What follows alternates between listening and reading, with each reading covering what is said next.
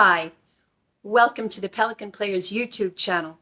I'm Marianne Mosley, and I'm standing on stage at our home theater, the Veterans Theater at the Kings Point Clubhouse. And the Pelican Players Readers Theater is proud to present another one of our old-time radio favorites. Tonight's episode is titled My Favorite Husband, and it's really funny. By the way, I'm also the director, so please watch. Enjoy the show. Welcome. Tonight, Pelican Players, your local community theater for the Sun City Center, Ruskin, Waimama, Riverview, Apollo Beach, and surrounding area, has the pleasure of entertaining you with another show by the Pelican Players Radio Theater. The cast is made up of all volunteer local residents. We will introduce the cast following tonight's show. And now, tonight's performance. My Favorite Husband was a CBS radio show starring Lucille Ball and Richard Denning, which debuted on July 5, 1948, and ran till 1951.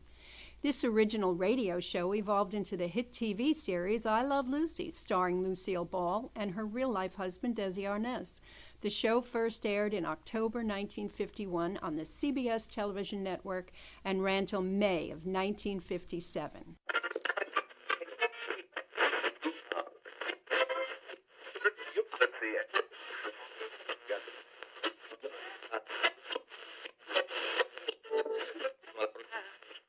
It's time for Lucille Ball in My Favorite Husband.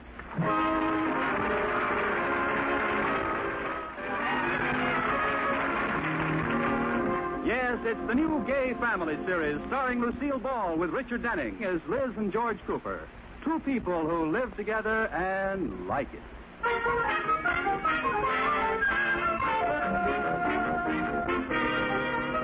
And now let's look in on the Coopers. It's 3 days before Valentine's Day. Well, she's been hinting about it all morning, but George doesn't seem to notice. And now at breakfast, Liz is making one last try by arranging her toast crusts in the form of a heart. George! Hey, George! George, look at my plate. Oh, yeah. You should eat those crusts, Liz. They're good for your teeth. That's my romantic husband. George, didn't you notice what shape they're in? Huh? Oh, yeah. A triangle. No. Pumpkin? No. George, when two people are in love and are going to get married, what does it affect the most? Oh, don't tell me. That's a pocketbook. No, it's a heart. Doesn't that remind you of anything? Oh, yes. I've got to take my liver pills. No. Why don't you go read your paper? I was trying to remind you that Valentine's Day is coming up. Oh, that's it? Well, you didn't have to remind me. I didn't? No. Every ad in the paper is full of it. What a racket.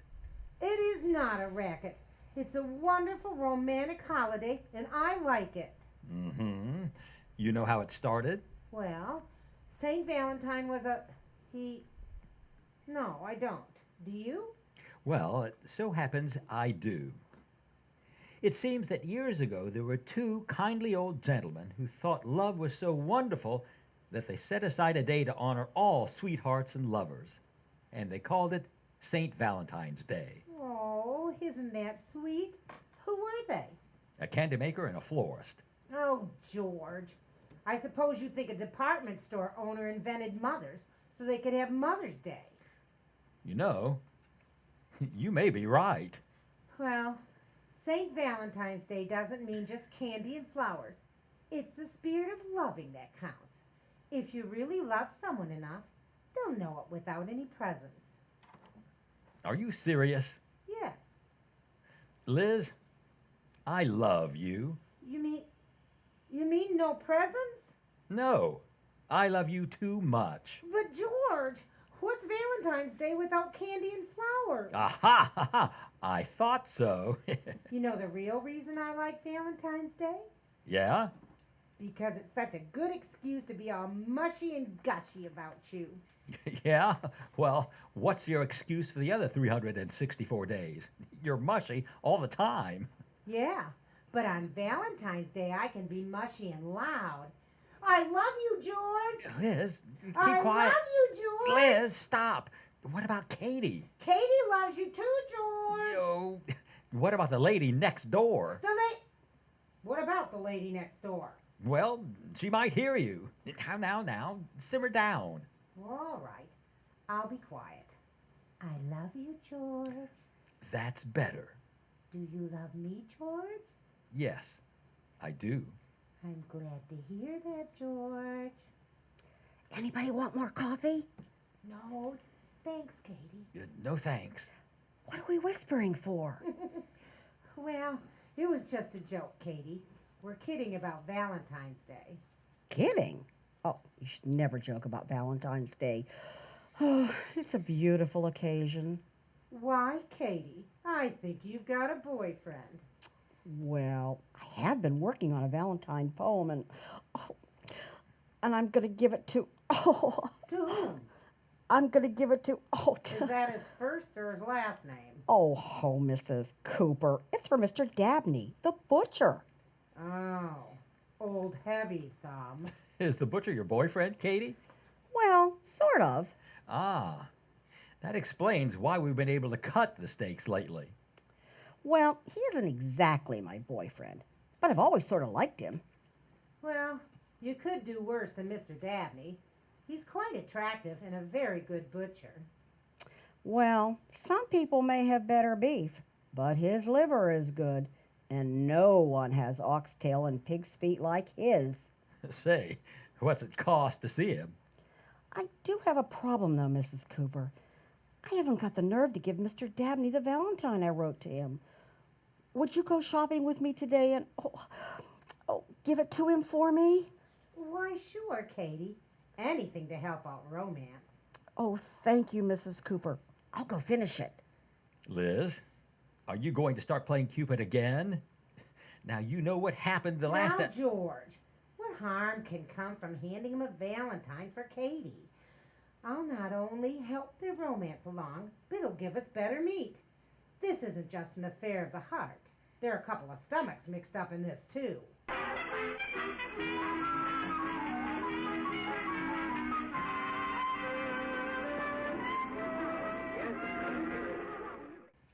There he is, Mrs. Cooper. Well, give me the valentine and I'll hand it to him. Oh, here. What have you got on this, Katie? Well, I wanted to send it with an odor he'd like. But it's all soggy. What'd you do, soak it in perfume? No, bacon grease. Well, that's romantic. Well, give it to me. I'll be watching from the grocery department. All right. Good morning, Mr. Dabney. Hi, Miss Cooper. And how are things in the meat market? Fine, Miss Cooper. What can I do for you today? Well, I didn't come to buy anything today, Mr. Dabney. I'm here on sort of a personal matter. I happen to know that one of your customers thinks you're rather nice. No. Yes. She's been too bashful to tell you, but since this is almost Valentine's Day, she wants you to know she likes you a lot. You know something, Miss Cooper? What? I like you a lot too. Oh, now, wait a minute. I'm not the one. Still bashful, eh? Oh, you little minx. Just a second, Mr. Daphne. I happen to be speaking for somebody else. What's that you're hiding behind your back? Oh, how did I get mixed up in this? Here, this will straighten things out. It's a Valentine. Oh, Miss Cooper, I feel like such a heel. I don't have one for you. Now stop this nonsense. Now, wait a minute. I'll cut you a heart-shaped piece of salami. Oh, no. Look, just read this Valentine. And you'll see what I'm trying to tell you. All right, Liz. Gee, it looks beautiful. And how did you know? Me favorite aroma, Swiss Premium. Read the Valentine. All right. If you'll be mine, then I'll be thine. You set my heart a quiver. Say you'll be my Valentine and send 2 pound of liver. Well, that's a practical thought. Oh, Miss Cooper, this is touching. Did you write this all by your little self? Oh, for the last time, no. Look at the signature. Well, it's signed your bashful redhead. Oh, no! Katie!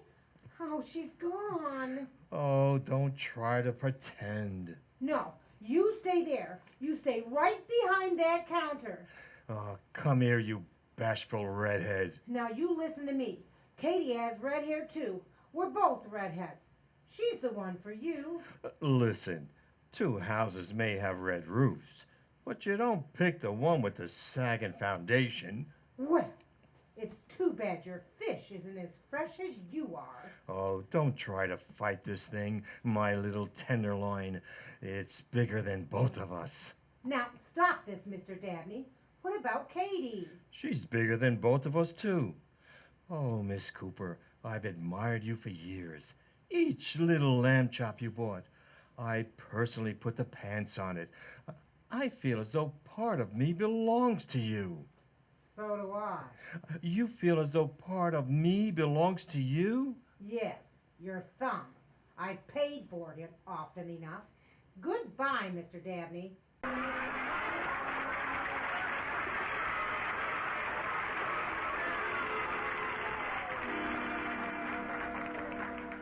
Oh, it was simply awful, Katie. He came right out of his store and followed me down the block. We'll just have to stop trading there. I could never face that Mr. Dabney again. Oh, I'm sorry, Mrs. Cooper.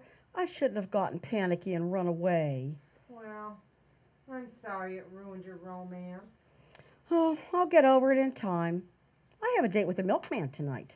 Well, that's good. Now that we're going to get tough meat again, it'll be nice to have fresh eggs. I left his Valentine in an empty milk bottle. Well, that's romantic. What'd you say? I said, I love you, dear. Don't be surprised. Leave 2 quarts of homogenized. Well, listen, Edgar Guest, do me a favor, will you? I made out a check for Mr. Dabney, and I wish you'd go out and mail it. The sooner I sever connections with that wolf, the better. Yes, ma'am, I will. Here, mail this one, too. This is a Valentine.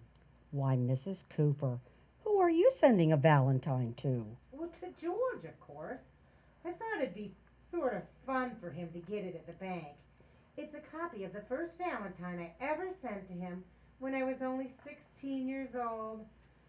Oh. Here you are, Katie. Better hurry. They pick up the mail soon. Oh, all right. I'll get my coat and go right away. Better wear your gloves. That Valentine's pretty hot. Hiya, Liz. George, what are you doing home in the middle of the afternoon? Well, I came You've home. been fired. No, I just You came home. quit. No, I came You're home. sick. No, I feel fine. Oh, the I bank came burned down. No. Well, isn't that just like a man? Come home early and won't give you a word of explanation. Well, give me a chance. Let me get in the house. You talk so much, the breeze keeps blowing me back out the door. All right, come on in. I'm going to Chicago for a couple of days on business, and I have to pack and catch the 4 o'clock train. Oh, good. I'll go with you. No, sorry, honey. Mr. Atterbury has a new rule. No wives along on business trips. Well, he took his wife along on his last trip. That's when he made the rule. Well, I'll go pack for you. Wait a minute, George. You'll be back by Monday, won't you? No. Oh, dear. I'll see you in a minute, George. Hey, where are you going? Down to the mailbox. I have to see a man about a letter.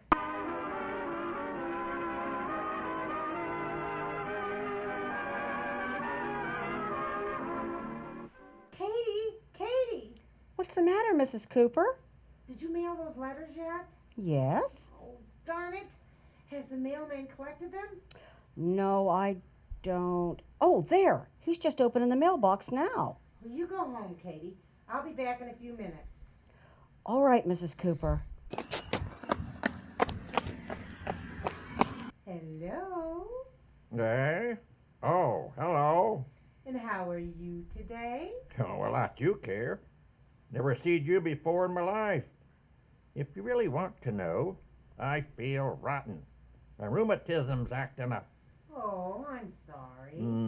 Oh, sure. Are you picking up the mail? No, I'm a Confederate soldier, and these are messages for General Lee. Well, you don't have to get nasty about it. What you got on your mind, young lady? It's very simple. There's a letter in that box I want. Oh, ho, ho. Tampering with the mails, eh? No, I wrote it myself. There's my letter, the blue one on the top of the pile. Take your hands off that letter. But it's mine. See? It's addressed to my husband, and there's my name in the corner. Liz Cooper. See? Prove it. Well, look at the initials on my purse. L.C. Oh, you gotta have better proof than initials on a purse. Oh, well, here's a snapshot. Yeah, what about it? Well, see? It's me. Let me see. By golly, it is you. Well, that's proof and... now wait a minute. You can't trick me like that. Well, look, the flap isn't on very tight. Look inside and I'll tell you what's in it. Oh, well, I'll just peek in here and see. It's a valentine I sent to my husband. A valentine, eh? Yes, Don't look like... Aha! Just as I thought. Trying to rob the United States mail.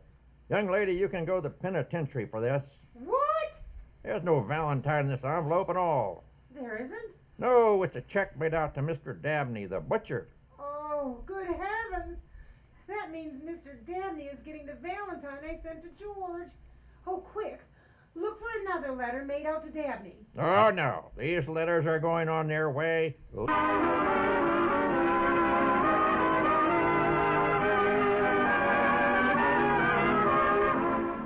The Pelican Players Radio Theater will conclude tonight's show in a moment.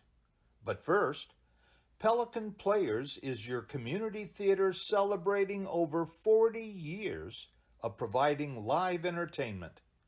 In 2020, we arranged with WSCQ Sun Radio to provide recordings of our Readers Theater performances to be broadcast and streamed from their station and website on the last Friday each month. Pelican Players consists of all volunteer local talent on stage and behind the scenes. Our actors perform in our main stage productions, Murder Mystery Theater, Cabaret Singers, Readers Theater, Comedy Theater, Twig Theater, and Radio Theater Productions. Pelican Players is a 501c3 nonprofit with proceeds from our performances going to scholarships for Hillsborough County students in the arts. To date, we have donated over $600,000 to this endeavor. We always welcome new members who have an interest in performing or helping behind the scenes. Even though headquartered in Kings Point, you do not have to live in Kings Point to become a member or attend performances. For more information, please visit our website, www.pelicanplayersscc.org. And now, Pelican Players Radio Theater continues with tonight's performance.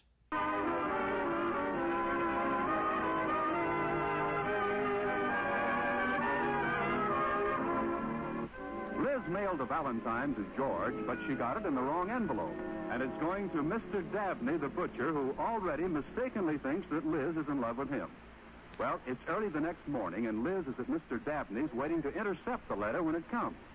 In order to make it look like strictly business, Liz has been making purchases every few minutes. Mr. Dabney, I think I better have 2 more pork chops, please. Mrs. Cooper, you've already bought a roast, 2 pounds of bacon, 3 steaks, 4 lamb chops, 5 veal cutlets, and some liverwurst. I've got an idea. What's that? You now have more meat than I do. Why don't you start selling it back to me? Never mind the attempt at humor, Mr. Dabney. By the way, when does your mailman get here? Look, Mrs. Cooper, Red, you're not fooling anybody pretending to buy meat, making small talk about the mailman, all because you want to be near me? Come on, admit it. Mr. Dabney, I don't like you.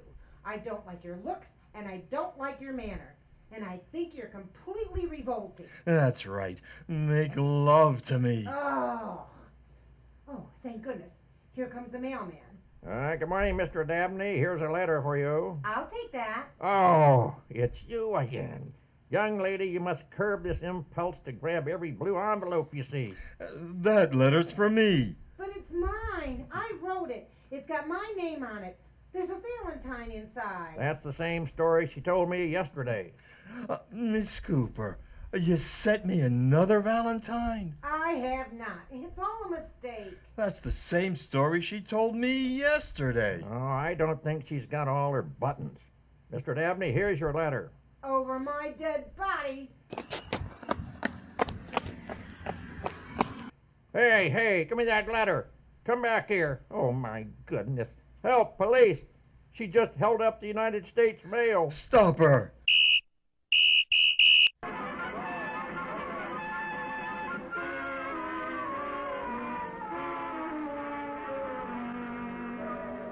Now, don't fret, Mrs. Cooper.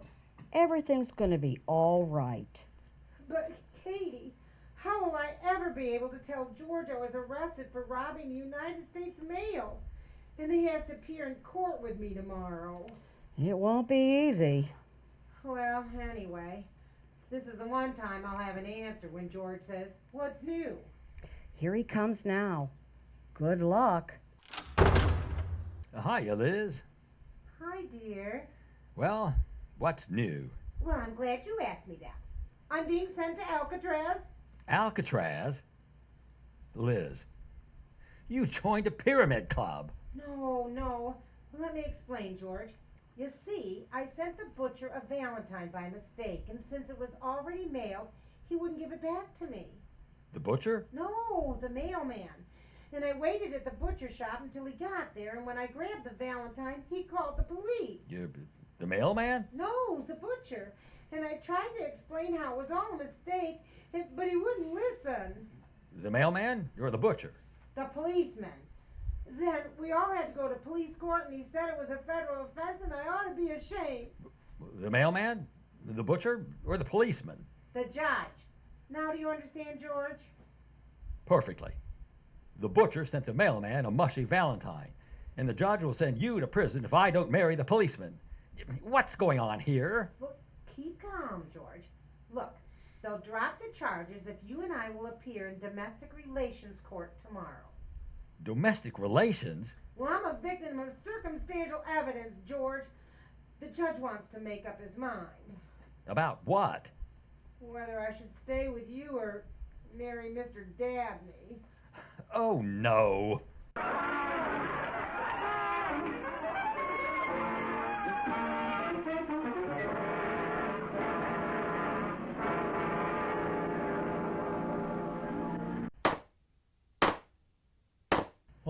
All right.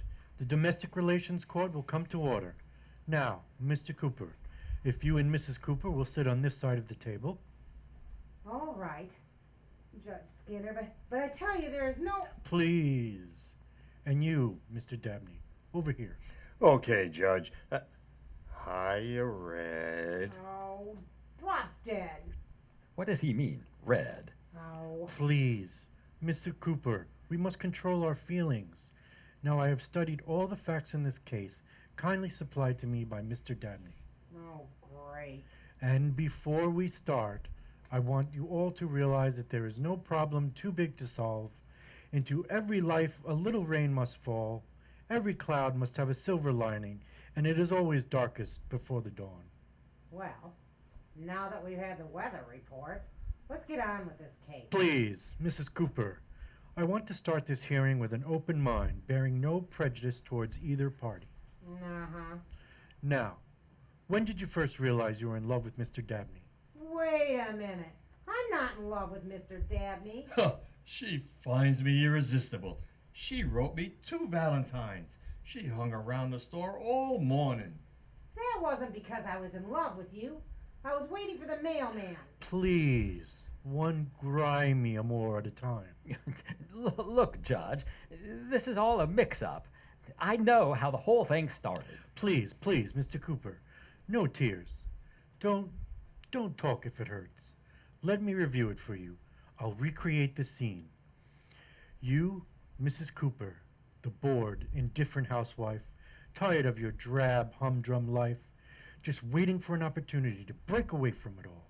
And then, one day, your husband announces he must leave town, and you realize this is your chance, your opportunity to escape this colorless, unimaginative man. Now, just a minute. Oh, don't stop him, George. I want to see how this comes out. This is a lot of nonsense. There's no basis for the whole business. Are you forgetting this Valentine your wife wrote to her lover? No, she wrote that to me. Oh, Mr. Cooper, you're a hard loser. Mrs. Cooper, I suggest you read the Valentine. All right. Dear sweetheart. That's me. That's me. Please, the way this woman operates, it could be me.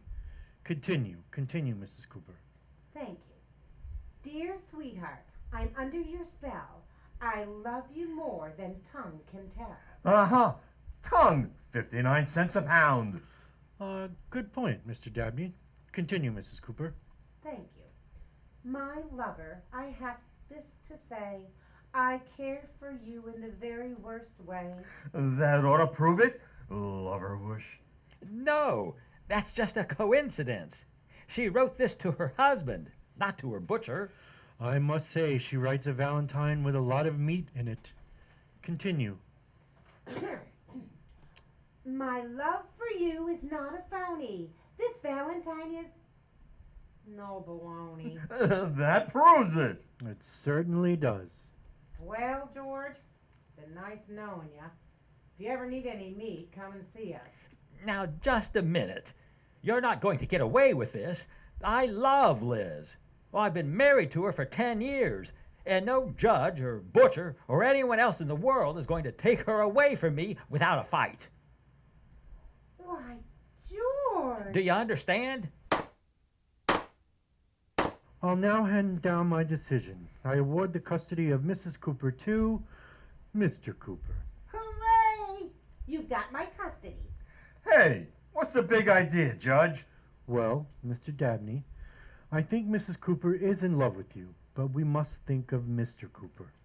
When I give a man a chance to rid his wife after 10 years of marriage and he doesn't take it, he's in bad shape.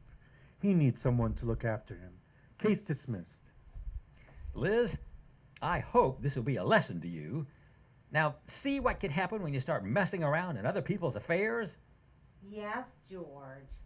Now, this might really have been nasty and gotten spread all over the papers. Oh, wouldn't that have been terrible? Be quiet. Quiet, please. I must have quiet. You've been listening to your daily radio session in kindly Judge Skinner's Domestic Relations Court. Oh, With us today were Mr. and Mrs. Cooper. oh no, George. This whole thing's been on the air.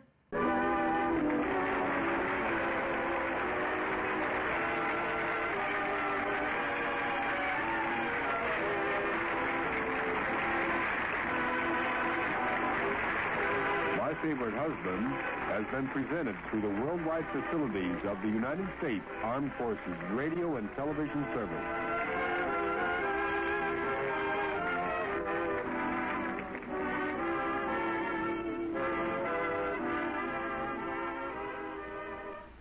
Lucy Malakos as Liz, Kevin Steinke as George, Carol Slagle as Katie, Jimmy Sapia as Dabney, Dan Tackett as the mailman, and James Mosley as the judge. Directed by Marianne Mosley. Sound by Ken Winter.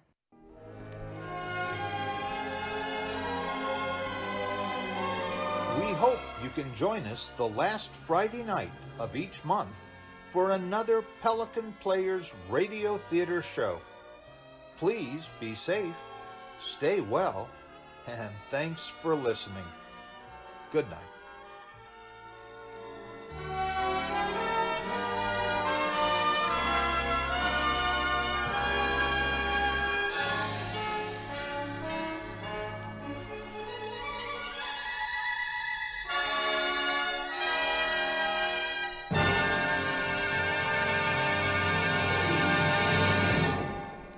You've been listening to Old Time Radio Classics right here on your community radio station, Sun Radio, 96.3 FM and WSCQFM.com. Be sure to tune in next week as we return to the radio archives and bring you another great program from radio yesteryear. Until next Thursday morning at 9 for the morning show and next Friday evening at 7. This is Vern wishing you a pleasant evening and good night, everybody.